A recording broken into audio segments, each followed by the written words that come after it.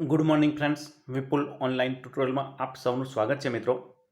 આજે 12 જૂન અને આ દિવસને લગતા કરંટ અફેર્સના પ્રશ્નોની આજે આપણે ચર્ચા કરવાના છીએ. સાથે સાથે આપણે સ્ટેટિક જીકેની પણ ચર્ચા કરતા રહીશું. તો મિત્રો, વિડીયોને હંમેશા લાસ્ટ સુધી જોવાની આગ્રહ રાખશો, જેથી કોઈ પણ એક સવાલ એવો હોઈ શકે જે તમારા માટે કામનો હોય.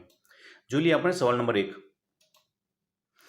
બંધન બેંકના નવા એમડી અને સીઈઓ કોણ બન્યા? ફરીથી નવા એમડી અને સીઈઓ કોણ બન્યા બંધન બેંકના? તો તમારો જવાબ થશે ઓપ્શન નંબર બી, ચંદ્રશેખર ઘોષ. મિત્રો, ચંદ્રશેખર ઘોષ છે તે બંધન બેંકના નવા એમડી અને સીઈઓ બન્યા છે. થોડી વધારે માહિતી તમને આપી દઉં કે આ આપણે ચંદ્રશેખર ઘોષ તમને ચિત્રમાં જોવા મળશે અને આ ચંદ્રશેખર ઘોષને 3 વર્ષ માટે બંધન બેંકના નવા એમડી અને સીઈઓ બનાવવામાં આવેલા છે. બંધન બેંકની વાત આવી, થોડી વધારે માહિતી આપણે બંધન બેંક વિશે પણ જોઈ લઈએ. તો બંધન બેંકની સ્થાપના ક્યારે થઈ હતી મિત્રો? તો 23 ઓગસ્ટ 2015ના રોજ થઈ હતી. કાર્યાલય ક્યાં આવ્યું? તો કલકત્તા, પશ્ચિમ બંગાળમાં બંધન બેંકનું કાર્યાલય છે. એમડી અને સીઈઓ ચંદ્રશેખર ઘોષ. સંસ્થાપક કોણ છે? તો ચંદ્રશેખર ઘોષ. અને આ બેંકનો મોટો કયો છે? આ બેંકનો મોટો છે, આપકા ભલા સબકી ભલાઈ. મિત્રો, મોટાભાગની બેંકોનું કાર્યાલય તે મુંબઈમાં આવેલું છે, પરંતુ બંધન બેંકનું કાર્યાલય કલકત્તામાં આવેલું છે. બેંકના સીઈઓની વાત આવી તો હું તમને અન્ય બેંકના એમડી અને સીઈઓ થોડા રિવિઝન કરાવી દઉં. જેમ કે બેંક ઓફ બરોડાના સીઈઓ કોણ છે? સંજીવ ચડ્ડા. બેંક ઓફ ઇન્ડિયાના સીઈઓ કોણ? અતનુ કુમાર દાસ. પંજાબ સિંધ બેંકના સીઈઓ કોણ છે? તો એસ કૃષ્ણા. અને ઇન્ડિયન પોસ્ટ પેમેન્ટ બેંકના સીઈઓ કોણ? તો જે વેંકટરામન. મિત્રો, મોસ્ટ ઇમ્પોર્ટન્ટ સ્ટેટિક જીકે મેં તમને અત્યારે કરાવતો જાઉં છું. જોઈ લઈએ આપણે. અને કરુણ વૈશ્ય બેંકના સીઈઓ કોણ? તો રમેશ બાબુ. કરુણ વૈશ્ય બેંકના સીઈઓ કોણ છે? તો રમેશ બાબુ. મિત્રો, વિડીયો પસંદ પડે, મહેનત પસંદ પડે અને અન્ય સ્ટેટિક જીકે પસંદ પડે તો વિડીયોને અવશ્ય લાઇક કરજો. જે મિત્રો અમારી ચેનલ પર નવા છે, સબસ્ક્રાઇબ નથી કરી તો ચેનલને સબસ્ક્રાઇબ કરો, બેલ આઇકન પર ક્લિક કરજો. અને મિત્રો, વિડીયોની પીડીએફ ડિસ્ક્રિપ્શન બોક્સમાં લિંક મૂકી છે, તેથી તમે ડાઉનલોડ કરી લેશો. જોઈ લઈએ સવાલ નંબર 2. સવાલ નંબર 2માં ધ ગ્લોબલ લિવેબિલિટી ઇન્ડેક્સ 2021માં કયો દેશ ટોપ પર રહ્યો? Most important, the global liveability index 2021માં કયો દેશ ટોપ પર રહ્યો? તો સૌથી રહેવા લાયક યોગ્ય દેશ કયો મિત્રો? તો તમારો જવાબ થશે option number D, Oakland. Oakland દેશ છે તે દુનિયામાં સૌથી યોગ્ય રહેવા લાયક દેશ બનેલો છે. ઓકલેન્ડ વિશે વધારે માહિતી આપી દઉં કે કયા દેશમાં આવેલો છે, કયા દેશમાં છે. મિત્રો, ઓકલેન્ડ શહેર છે. ઓકે મિત્રો, અહીંયા દેશની સમજતા તો અહીંયા દેશને સમજતા કયું શહેર? ઓકે મિત્રો, ધ ગ્લોબલ લિવેબિલિટી ઇન્ડેક્સ 2021માં કયું શહેર? ઓકે મિત્રો, ઓકલેન્ડ દેશ. સોરી મિત્રો, ઓકલેન્ડ દેશ જ છે. તો આ ઇન્ડેક્સ શહેરોમાં સ્થિરતા, સ્વાસ્થ્ય, સંસ્કૃતિ, પર્યાવરણ, શિક્ષણ અને જરૂરી સુવિધાઓના આધાર પર આ ઇન્ડેક્સ તૈયાર કરવામાં આવેલો છે કે શહેરમાં કઈ કઈ સુવિધાઓ છે એ સુવિધાઓને આધારે ઇન્ડેક્સ તૈયાર કરવામાં આવેલો છે. અને આ ઓકલેન્ડ શહેર છે તે દુનિયામાં સૌથી બેસ્ટ શહેર રહેવા લાયક પસંદ કરવામાં આવ્યું છે. અને આ ઓકલેન્ડ શહેર ક્યાં આવ્યું મિત્રો? તો ન્યૂઝીલેન્ડમાં આવેલું છે. ન્યૂઝીલેન્ડ દેશમાં આ શહેર આવેલું છે. ઓકે મિત્રો, તો રિયલમાં અહીંયા કયું શહેર છે તે બેસ્ટ રહેવા લાયક શહેર છે દુનિયામાં? તો ઓકલેન્ડ શહેર જે ન્યૂઝીલેન્ડનું શહેર છે તે દુનિયાભરમાં સૌથી વધુ યોગ્ય રહેવા લાયક સ્થળોમાં ટોપ નંબર પર રહ્યું છે. તો આપણે બીજો ને ત્રીજો નંબર પણ કોણ છે તે જોઈ લઈએ. ન્યૂઝીલેન્ડ ક્યાં આવ્યું મિત્રો? તો ન્યૂઝીલેન્ડ તમે ઓસ્ટ્રેલિયાની નીચે તરફ જમણી બાજુ તમે જોઈ શકો છો કે ન્યૂઝીલેન્ડ ત્યાં આવ્યું છે. હવે પ્રથમ નંબર તો ખબર પડી ગઈ કે ઓકલેન્ડ છે તે ન્યૂઝીલેન્ડનું પ્રથમ નંબર દુનિયામાં સૌથી બેસ્ટ રહેવાવાળું શહેર. બીજા નંબરનું છે ઓસાકા શહેર જાપાનનું. ત્રીજા નંબરનું એડિલેડ ઓસ્ટ્રેલિયાનું. આ ત્રણ પ્રથમ, બીજો અને ત્રીજો નંબર કે જે દુનિયાના સૌથી ટોપ શહેરોમાંનું છે. કોણ રજૂ કરે મિત્રો આ રિપોર્ટ? કોણ રજૂ કરે? ધ ગ્લોબલ લિવેબિલિટી ઇન્ડેક્સ 2021 કોણ રજૂ કરે પૂછવામાં આવે તો ઇકોનોમિસ્ટ ઇન્ટેલિજન્સ યુનિટ દ્વારા આ રિપોર્ટ રજૂ થાય છે. હવે અહીંયા ઇન્ડેક્સની વાત આવી તો હું તમને થોડા અન્ય ઇન્ડેક્સ પણ રિવિઝન કરાવી દઉં તો ધ્યાનથી સાંભળશો કે જેમ કે વિશ્વ પ્રેસ સ્વતંત્રતા સૂચક 2021 કોણ રજૂ ઓકે તો આની અંદર કયો દેશ પહેલા નંબર આવે તેની વાત ચાલે છે. તો નોર્વે દેશ પ્રથમ નંબર છે. કયામાં? વિશ્વ પ્રેસ સ્વતંત્રતા સૂચકાંક 2021માં કયો દેશ ટોપ પર છે? તો નોર્વે દેશ ટોપ પર છે. અને ભારતનો ક્રમ પૂછે તો 142મો ક્રમ આવેલો. બીજા નંબરનો ગ્લોબલ ફાયર પાવર 2021માં કયો દેશ ટોપ પર રહ્યો? તો અમેરિકા ટોપ પર રહ્યો. ભારતનો ક્રમ પૂછે તો ચોથા નંબરનો. ચાન્ડલર ગુડ ગવર્નમેન્ટ ઇન્ડેક્સ 2021માં કયો દેશ ટોપ પર રહ્યો? તો ફિનલેન્ડ દેશ ટોપ પર રહ્યો. ભારતનો ક્રમ પૂછે તો 49મો ક્રમ. આંતરરાષ્ટ્રીય બૌદ્ધિક સંપદા સૂચકાંક 2021માં કયો દેશ ટોપ પર રહ્યો? તો અમેરિકા દેશ ટોપ પર રહ્યો. ભારતનો ક્રમ પૂછે તો 40મા નંબરનો. વૈશ્વિક ઉર્જા રૂપાંતરણ સૂચકાંક 2020માં કયો દેશ ટોપ પર રહ્યો? સ્વીડન દેશ ટોપ પર રહ્યો. અને ભારતનો ક્રમ પૂછે તો 87મો. તો મિત્રો આ હતા અન્ય લેટેસ્ટ કરંટ સ્ટેટિક જનરલ નોલેજના પ્રશ્નો, જે પણ હું તમને સાથે રિવિઝન કરાવતો જાઉં છું. જોઈ લઈએ આપણે સવાલ number 3. Cost of climate change India 2021 report કોણે રજૂ કર્યો? તો તમારો જવાબ થશે ઓપ્શન નંબર એ, ઓવરસીઝ ડેવલપમેન્ટ ઇન્સ્ટિટ્યૂટ દ્વારા ક્લાઇમેટ ચેન્જ ઇન્ડિયા 2021 રિપોર્ટ રજૂ કરવામાં આવેલો છે. હવે આ રિપોર્ટમાં શું જણાવવામાં આવે છે તે પણ તમને જણાવી દઉં કે લંડનની બેસ્ટ થિંક ટેન્ક છે, જેનું નામ છે ઓવરસીઝ ડેવલપમેન્ટ ઇન્સ્ટિટ્યૂટ, જેના દ્વારા cost of climate change India નામનો એક રિપોર્ટ રજૂ કરવામાં આવે છે. અને આ રિપોર્ટની અંદર ભારતમાં જળવાયુ પરિવર્તનથી થનારા જોખમો વિશે વિશ્લેષણ કરવામાં આવેલું છે. કેવું જોખમ રહેશે ભારતમાં જળવાયુ પરિવર્તનથી? તો ભારતમાં જળવાયુ પરિવર્તનથી અર્થવ્યવસ્થા પર અસર થવા જઈ રહી છે. કેવા પ્રકારની અસર થશે તે પણ તમને જણાવી દઉં. જેમ કે જો એવું લોકોએ આ રિપોર્ટમાં એવું જણાવેલું છે કે જો તાપમાનમાં 2 ડિગ્રી જેટલો પણ વધારો થશે તો ભારતના જીડીપીને 6% નુકસાન થશે. ઉપરાંત જો તાપમાનમાં 3 ડિગ્રીનો વધારો થશે તો ભારતના જીડીપીમાં 3.4%નો પણ જીડીપીને નુકસાન થવા જઈ રહેલું છે. હવે રિપોર્ટની વાત આવી તો હું તમને અન્ય રિપોર્ટ પણ જણાવી દઉં કે કયો રિપોર્ટ કોણ રજૂ કરે છે. જેમ કે વિશ્વ આર્થિક આઉટલુક રિપોર્ટ કોણ રજૂ કરે છે? આંતરરાષ્ટ્રીય મુદ્રા કોષ રજૂ કરે છે. ગ્લોબલ ફૂડ પોલિસી રિપોર્ટ 2021 કોણ રજૂ કરે છે? તો આંતરરાષ્ટ્રીય ખાદ્ય નીતિ અનુસંધાન સંગઠન રજૂ કરે છે. ગ્લોબલ ટ્રેડ્સ રિપોર્ટ 2021 કોણ રજૂ કરે છે? તો નેશનલ ઇન્ટેલિજન્સ કાઉન્સિલ આ રિપોર્ટ રજૂ કરે છે. State of world population 2021 report કોણે રજૂ કર્યો? તો યુનાઇટેડ નેશન પોપ્યુલેશન ફંડ દ્વારા આ રિપોર્ટ રજૂ થયો છે. અને ફ્યુચર ઓફ ટેલેન્ટ રિપોર્ટ કોણે રજૂ કર્યો? તો લિંક્ડઇન દ્વારા રિપોર્ટ રજૂ થયો છે. તો મિત્રો ખૂબ જ મોસ્ટ ઇમ્પોર્ટન્ટ કરંટ અને સ્ટેટિક જીકે સાથે સાથે પ્રશ્નની સાથે ચાલ્યા કરશે. પ્રશ્ન નંબર 4. વિશ્વ બેંક દ્વારા નાણાકીય વર્ષ 2021-22માં ભારતનો જીડીપી વૃદ્ધિ દર કેટલો રહેવાનો અનુમાન કર્યો છે? કોણે મિત્રો? વિશ્વ બેંક દ્વારા ભારતનો જીડીપી કેટલો રહેશે ચાલુ વર્ષ દરમિયાન? તો જવાબ થશે તમારો ઓપ્શન નંબર સી, 8.3 જેટલો જીડીપી વૃદ્ધિ દર રહેશે તેવું વિશ્વ બેંક દ્વારા જણાવવામાં આવેલું છે. થોડા વધારે માહિતી તમને આપી દઉં તો નાણાકીય વર્ષ દરમિયાન દેશમાં ઉત્પન્ન થયેલી બધી જ વસ્તુઓ અને સેવાઓના કુલ મૂલ્યને જીડીપી કહે છે. ઓકે મિત્રો, યાદ રાખજો જીડીપી એટલે શું છે? તો આપણા દેશમાં જે આખા વર્ષ દરમિયાન જે પણ વસ્તુ ઉત્પન્ન થાય, જે સેવાઓ હોય, એ સેવાઓનું કુલ મૂલ્ય એટલે જીડીપી. વિશ્વ બેંક દ્વારા 2021-22 માટે ભારતનો જીડીપી દર 8.3 અને વર્ષ 22-23 માટે જીડીપી દર 7.5 રહેવાનું અનુમાન કરવામાં આવેલું છે. વિશ્વ બેંકની વાત આવે તો વિશ્વ બેંક, એકવાર એનો લોગો પણ તમે ચિત્રમાં જોઈ લેશો. જોઈ લઈએ અન્ય માહિતી વિશ્વ બેંક વિશે. વિશ્વ બેંકની સ્થાપના પૂછે તો 1944માં કાર્યાલય વોશિંગ્ટન ડીસીમાં આવેલું છે. અને અધ્યક્ષ ડેવિડ માલપાસ, સીઈઓ અંશુલા કાંત. જોઈ લઈએ સવાલ નંબર 5. સવાલ નંબર 5માં ભારત અને બીજા કયા દેશની સેના વચ્ચે કોર્પેટ યુદ્ધ અભ્યાસ થયું?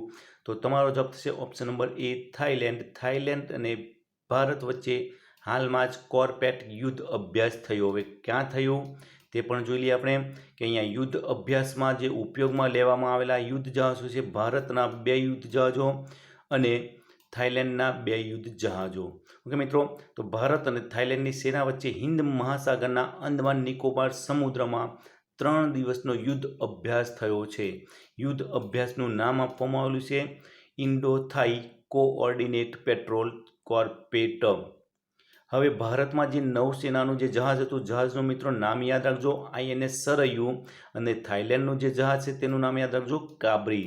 આ બંને યુદ્ધ જહાજો કેટલામાં નંબરનું છે તે પણ પૂછે તો 31મો યુદ્ધ અભ્યાસ થઈ જવા રહેલું છે. 31મો યુદ્ધ અભ્યાસ, અને બંનેના જહાજના નામ યાદ રાખજો કાબરી અને ભારતનું INS સરયુ. આની અંદર ઉપયોગમાં લેવામાં આવેલા હતા. થાઈલેન્ડ વચ્ચે આ યુદ્ધ અભ્યાસ થયો તો એકવાર તમે દુનિયાના નકશામાં થાઈલેન્ડ જોઈ લેશો.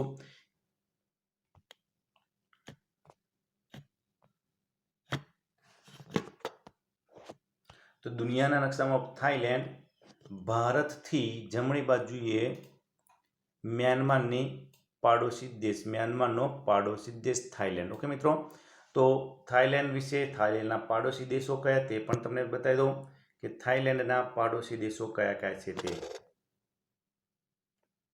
તો થાઈલેન્ડની બાજુમાં કોણ દેખાય મિત્રો? તો થાઈલેન્ડની નીચે તરફ છે કંબોડિયા.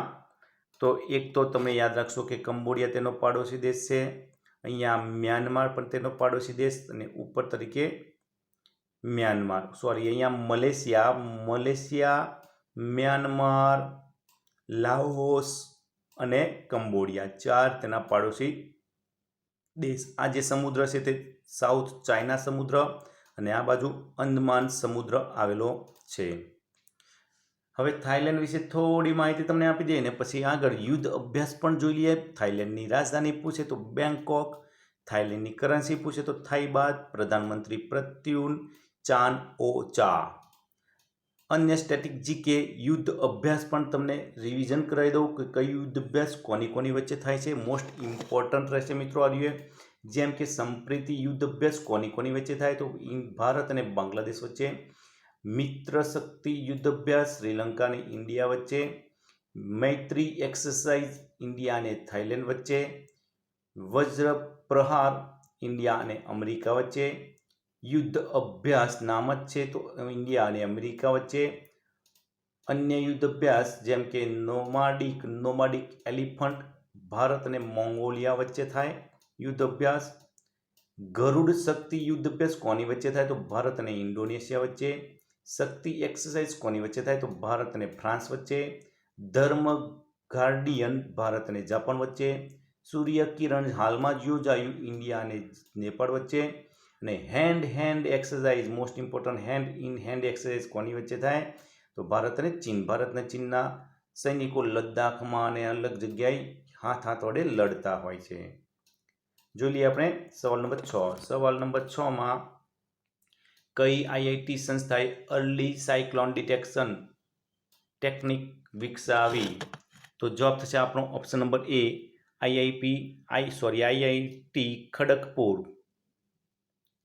કાનપુર. મિત્રો શું છે? કાનપુર. તો કાનપુર, IIT કાનપુરે અર્લી સાયક્લોન ડિટેક્શન ટેકનિક વિકસાવેલી છે. મિત્રો ઘણી બધી આફતો છે. આફતોમાં એક આફત ભૂકંપની આગાહી થઈ શકતી નથી.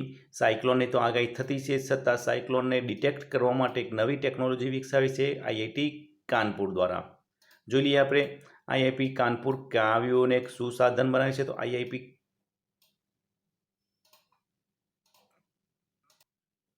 તો મિત્રો IIT ખડગપુર દ્વારા, અહીંયા મિત્રો ખડગપુર, IIT ખડગપુર દ્વારા અર્લી સાયક્લોન ડિટેક્શન ટેકનિક વિકસાવવામાં આવી છે. IIT ખડગપુર દ્વારા. IIT ખડગપુરે અર્લી સાયક્લોન ડિટેક્શન ટેકનિક વિકસાવી છે, જે હિન્દ મહાસાગરમાં આવતા મહાકાય ચક્રવાત વિશે આગાહી કરશે. IIT ખડગપુરની વાત આવી તો IIT ખડગપુર જોઈ લઈએ કે 1951માં તેની સ્થાપના થયેલી હતી. કાર્યાલય ક્યાં આવેલું છે તો વેસ્ટ બંગાળમાં તેનું કાર્યાલય છે. ચેરમેન પૂછે તો સંજીવ ગોયંક તેના હાલના ચેરમેન છે.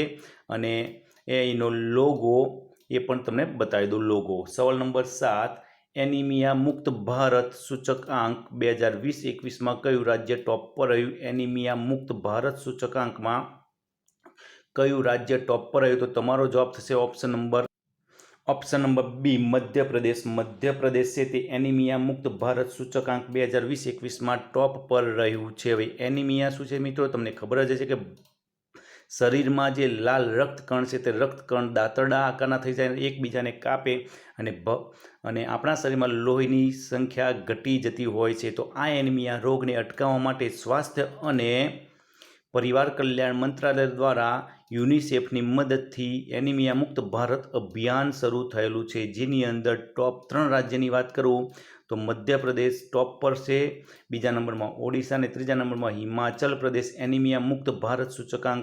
2020-21 માટે ટોપ 3 રાજ્યો છે. મધ્યપ્રદેશ ટોપ પર આવ્યું છે. તો મધ્યપ્રદેશ વિશે પણ થોડી માહિતી જોઈએ. તો ભારતના નકશામાં મધ્યપ્રદેશ તમે જોઈ શકશો. સ્થાપના પૂછે 1 નવેમ્બર 1956માં, રાજધાની ભોપાલ, શિવરાજસિંહ ચૌહાણ મુખ્યમંત્રી છે, ગવર્નર આપણા આનંદીબેન પટેલ. પાડોશી રાજ્યની પૂછે તો મહારાષ્ટ્ર, છત્તીસગઢ, ઉત્તર પ્રદેશ, રાજસ્થાન, ગુજરાત. ઉદ્યાન પૂછે તો કાન્હા રાષ્ટ્રીય ઉદ્યાન, માધવ રાષ્ટ્રીય ઉદ્યાન, પન્ના રાષ્ટ્રીય ઉદ્યાન, સતપુડા રાષ્ટ્રીય ઉદ્યાન. ટાઈગર સ્ટેટથી જાણીતું રાજ્ય કયું તો મધ્યપ્રદેશ. ને સાંચીનો સ્તૂપ ક્યાં આવેલો છે તો મધ્યપ્રદેશમાં આવેલો છે. થોડા મંદિરો જણાવી દઉં, જેમ કે યોગીની મંદિર ખજુરાહોનું, મહાકાલેશ્વર મંદિર ઉજ્જૈન. આ બધા મહત્વના મંદિરો મધ્યપ્રદેશના છે. સવાલ નંબર 8, ધ બીચ પુસ્તક કોણે લખ્યું તો તમારો જવાબ થશે ઓપ્શન નંબર એ, મેગન માર્કલ દ્વારા ધ બીચ નામનું પુસ્તક લખવામાં આવેલું છે. આ પુસ્તક શાના વિશે છે અને તેની લેખિકા પણ તમને ચિત્રમાં બતાવી દઈએ. તો અહીંયા ધ બીચ નામનું પુસ્તક, તેના લેખિકા મેગન માર્કલ તમે જોઈ શકશો. આ ધ બીચ નામનું પુસ્તકનું ફ્રન્ટ પેજ. મિત્રો કોના વિશે છે આ પુસ્તક તે પણ તમને જણાવી દઉં કે આ પુસ્તક નાના બાળકો માટેનું ચિત્ર પુસ્તક છે, જેમાં ઓડિયોની પણ સુવિધા રાખવામાં આવેલી છે. પુસ્તકની વાત આવી તો અન્ય પુસ્તક અને તેના લેખક વિશે પણ તમને જણાવી દઉં. સ્ટેટિક જીકે, જેમ કે જંગલનામા પુસ્તક કોણે લખ્યું તો અમિતાભ ઘોષ દ્વારા લખાયેલું છે. માય લાઈફ માય મિશન પુસ્તક બાબા રામદેવે લખેલું છે. માય એન્કાઉન્ટર ઇન પાર્લામેન્ટ પુસ્તક ભાલચંદ્રએ લખેલું છે. The commonwealth of cricket Ramachandra ગુહાએ લખેલું છે. અને પ્રોમિસ્ડ લેન્ડ બરાક ઓબામા દ્વારા લખાયેલું છે પુસ્તક. સવાલ નંબર 9માં ભારતના કયા ગામમાં 18 વર્ષથી ઉપરના બધા જ લોકોને કોરોનાની વેક્સિન આપી દેવામાં આવેલી છે? 100% વેક્સિનેશન થયેલું ગામ કયું તો તમારો જવાબ થશે ઓપ્શન નંબર ડી, વેયાન. વેયાન ગામ છે તે 18 વર્ષથી ઉપરના બધા જ લોકોને સંપૂર્ણ વેક્સિન આપવાવાળું ભારતનું પહેલું શહેર બની ગયેલું છે કે ગામ બની ગયેલું છે. વિહાન ક્યાં આવ્યું તે પણ જોઈ લઈએ કે વેયાન ગામ તે બાંદીપુર જિલ્લામાં, અને બાંદીપુર જિલ્લો ક્યાં આવ્યો તો જમ્મુ કાશ્મીરમાં આ ગામ આવેલું છે, જેમાં 18 વર્ષથી ઉપરના બધા જ લોકોને વેક્સિનેશન પૂર્ણ કરવામાં આવેલું છે. આ જમ્મુ કાશ્મીરનો. અને હાલમાં જ અન્ય માહિતી આપી દો કે મહારાષ્ટ્ર સરકારે કોરોના મુક્ત ગામ સ્પર્ધા શરૂ કરી છે. આ સ્પર્ધામાં જે ગામ પ્રથમ આવશે તેને 50 લાખનું ઇનામ આપવામાં આવશે, બીજું ઇનામ 25 લાખનું અને ત્રીજું ઇનામ 15 લાખનું આપવામાં આવશે. આ હેતુથી ગામમાં વેક્સિનેશન ઝડપથી બને તે મુખ્ય હેતુ હતો આ સ્પર્ધાનો. મિત્રો ભારતનું પહેલું ગામ બની ગયું કોરોના મુક્ત મતલબ કે વેક્સિનેશનમાં. તો અન્ય સ્ટેટિક જીકે પણ તમને કરાવી દઉં. ભારતના પહેલા રાષ્ટ્રપતિ પૂછે તો રાજેન્દ્ર પ્રસાદ. પ્રધાનમંત્રી પંડિત જવાહરલાલ નહેરુ. પહેલા નોબેલ પુરસ્કાર વિજેતા રવિન્દ્રનાથ ટાગોર. પહેલા મુસ્લિમ રાષ્ટ્રપતિ તો ડૉક્ટર ઝાકિર હુસેન. અને ભારતના પહેલા British governor general lord William Bentinck. મિત્રો યાદ રાખવા જેવી મુદ્દાઓ છે આ. સવાલ નંબર 10 પણ તમને જણાવી દઉં. સવાલ નંબર 10માં ખોવાઈ ગયેલી વ્યક્તિઓના ઓળખાણ માટે કઈ કંપનીએ ફેમિલિયા નામનું વૈશ્વિક ડેટાબેઝ લોન્ચ કરેલું છે? તો મિત્રો ખોવાઈ ગયેલી વ્યક્તિઓની ઓળખાણ માટે ઇન્ટરપોલ દ્વારા આઈફેમિલિયા નામનો એક વૈશ્વિક ડેટાબેઝ લોન્ચ થયેલું છે. શું કામ કરશે આ ડેટાબેઝ તે પણ તમને જણાવી દઈએ. તો ઇમ્પોર્ટન્ટ પોઈન્ટ્સ, આ ડેટાબેઝ ઇન્ટરપોલ શું કામ કરવાની છે તો ઇન્ટરપોલ ખોવાઈ ગયેલી વ્યક્તિઓને ઓળખ માટે અને પોલીસને મદદ કરવા માટે ડીએનએના માધ્યમથી આઈફેમિલિયા નામનો એક વૈશ્વિક ડેટાબેઝ લોન્ચ કર્યો છે, જેથી દુનિયામાં ખોવાઈ ગયેલા વ્યક્તિઓની શોધખોળ ઝડપથી બની શકે છે. ઇન્ટરપોલ કોણ છે તે પણ તમને જણાવી દઉં કે ઇન્ટરપોલની સ્થાપના 7 સપ્ટેમ્બર 1923માં થયેલી હતી. કાર્યાલય લ્યો ફ્રાન્સમાં આવેલું છે. અધ્યક્ષ કિમ જોંગ યાન. અને આ મોટો કયો તો connecting people four safer world તેનો મોટો છે. મિત્રો તો મિત્રો હતા કરંટ અફેર્સના પ્રશ્નો. જોઈ લઈએ આપણે દર વખતના વિડીયોની જેમ જનરલ નોલેજની પણ માહિતી આપી દઉં. વિશ્વનું સૌથી ઠંડુ મોટું રણ કયું? તો તકલા મકાન રણ. કયો મહાસાગર ઉત્તર અમેરિકા ખંડને સ્પર્શ કરતો નથી? તો હિન્દ મહાસાગર ઉત્તર અમેરિકા ખંડને સ્પર્શ કરતો નથી. ઉત્તર અમેરિકા ખંડની પશ્ચિમ તરફ કયો સાગર આવેલો છે? તો પેસિફિક મહાસાગર આવેલો છે. વિશ્વમાં કઈ ખાડી સૌથી મોટી લાંબી ખાડી છે? તો હડસનની ખાડી. કઈ સામુદ્ર ધુની ઓસ્ટ્રેલિયાને દસમાની અલગ કરે છે? તો બોસ સામુદ્ર ધુની. બેરિંગની સમુદ્ર ધુની કોને અલગ કરે છે? એટલાન્ટિક મહાસાગર અને પ્રશાંત મહાસાગરને અલગ કરે છે બેરિંગની સમુદ્ર ધુની. કઈ સામુદ્ર ધુની આંતરરાષ્ટ્રીય દિનાંતર રેખાની નજીક આવેલી છે? તો બેરિંગની સમુદ્ર ધુની આંતરરાષ્ટ્રીય દિનાંતર રેખાની નજીક આવેલી છે. ભારતનો પ્રમાણ સમય રેખા આંતરરાષ્ટ્રીય દિનાંતર સમયથી કેટલો આગળ ચાલે છે? ગ્રીનવિચ સમયથી ભારતનો સમય કેટલો આગળ ચાલે છે? તો 5.30 કલાક આગળ ચાલે છે ગ્રીનવિચ સમયથી. મસ્સાબા બંદર કયા દેશમાં આવેલું છે? તો એરિટ્રિયામાં. ચાબહાર પોર્ટ કયા દેશમાં આવેલું છે? તો ઈરાનમાં આવેલું છે. મિત્રો એક સવાલ તમારા માટે જેનો જવાબ તમારે કોમેન્ટ બોક્સમાં લખી મોકલવાનો છે. જેમ કે સ્વદેશ નિર્મિત ALH-MK-111 હેલિકોપ્ટરો ભારતીય નૌસેનામાં સામેલ કરવામાં આવે તો આ હેલિકોપ્ટર કોના દ્વારા બનાવવામાં આવેલું છે? HAL, BDL, CSIR અને DRDO જેના દ્વારા બની હોય તેનો જવાબ તમારે કોમેન્ટ બોક્સમાં લખી મોકલશો. મિત્રો જે મિત્રોને આ સવાલનો જવાબ ખબર નથી, ગઈકાલનો વિડીયો તમે જોઈ લેશો તો આ સવાલનો જવાબ તમને મળી રહેશે. મિત્રો વિડીયો જોવા બદલ ખૂબ ખૂબ આભાર. વિડીયો પસંદ પડે તો લાઇક કરશો, સબસ્ક્રાઇબ ના કરી હોય તો સબસ્ક્રાઇબ કરશો. નવા વિડીયો જોવા માટે બેલ આઇકોન પર ક્લિક કરશો અને વિડીયોની PDF ફાઇલ ડિસ્ક્રિપ્શન બોક્સમાં લિંક મૂકી છે ત્યાંથી ડાઉનલોડ કરી લેશો. વિડીયોની લિંકને અન્ય ગ્રુપમાં શેર કરશો. આવતીકાલ ફરીથી મળીશું નવા વિડીયો સાથે. Thank you. જય